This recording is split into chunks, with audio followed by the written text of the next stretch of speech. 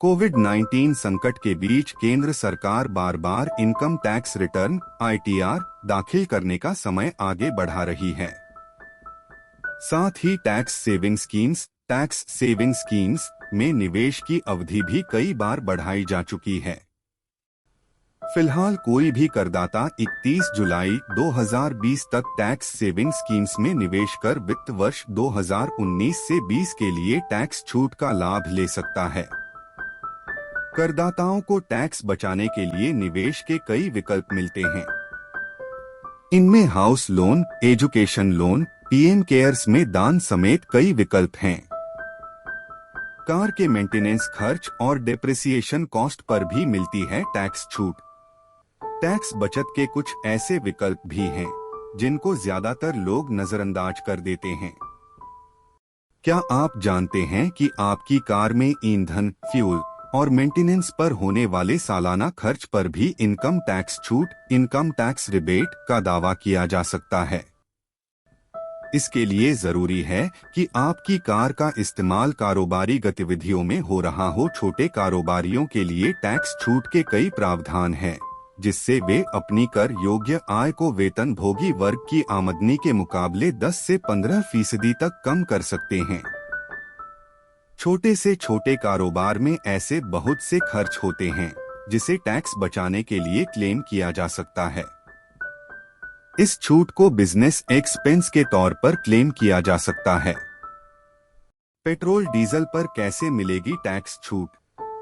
कारोबारी लागत खर्च के तौर पर ऑफिस का किराया, टेलीफोन, इंटरनेट और यात्रा संबंधी खर्चों को शामिल किया जा सकता है। हालांकि इनमें किसी भी निजी खर्च को शामिल नहीं किया जा सकता है।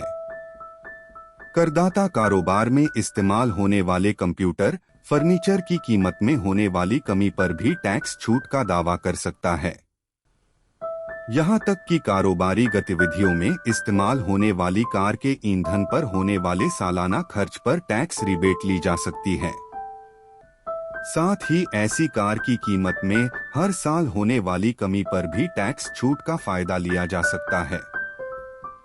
बता दें कि ईंधन पर निश्चित राशि तक ही छूट मिलती है, जबकि डेप्रिसिएशन कॉस्ट भी कार के मूल्य की 15 से 20% ही होती है। आईटीआर भरते समय सभी खर्चों का बिल देना जरूरी। इनकम टैक्स में छूट का दावा करने के लिए इन सभी चीजों का बिल देना होगा।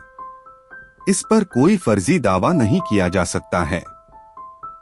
वहीं कारोबारी को इन सभी चीजों पर इनकम टैक्स छूट का दावा करने से पहले इन्हें आईटीआर भरते समय कारोबार की लागत की तौर पर दिखाना होगा।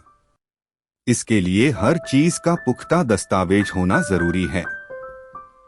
यही नहीं, अगर किसी को कारोबार में घाटा हो जाए तो वह निश्चित अवधि तक उस नुकसान को कैरी फॉरवर्ड कर सकता है। साथ ही उसी हिसाब से कैपिटल गेन को समायोजित कर टैक्स में छूट का फायदा ले सकता है। अगर कारोबारी ने कर्मचारी भी रखे हुए हैं तो कर्मचारियों को दिए जाने वाले वेतन पर टैक्स छूट का प्रावधान है। बता दें कि कोई भी दावा फर्जी पाए जाने पर कानूनी कार्रवाई हो सकती है। इस तरह की उपयोगी जानकारियों के लिए देखते रहे हमारा चैनल और प्लीज लाइक और सब्सक्राइब करना ना भूले।